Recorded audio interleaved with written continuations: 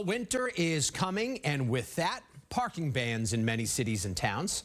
Those bans, of course, force people who rely on street parking to then hunt around for another spot when snow is coming.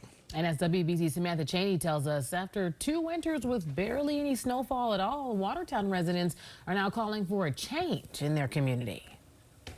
A construction site on Adams Avenue. This used to be a flower garden with a willow tree. Now it's a hole filled with gravel.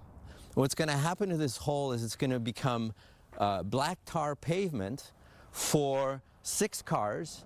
According to Jean Dunoyer, it will be a parking lot for some residents to use next month when Watertown's winter parking ban goes into effect. And I look at that with a lot of despair because I feel like we have all of this pavement here and the town's telling us we can't use it. From November to April, Watertown police ban late-night street parking from 1 a.m. to 6 a.m. It's a major inconvenience. This fireman is all for it. I'm in full support of for my job because when the streets get packed up with a bunch of cars, it makes it next to impossible to get fire trucks and or other vehicles down the roads. The city banning cars parked overnight leaves space for emergency vehicles and snow plowing. Obviously, the answer is only allow parking on one side of the street. But to have it all these 4 or 5 months of the year when there's hardly any snow, that doesn't make any sense. For families like this one who have off-street parking, there are options.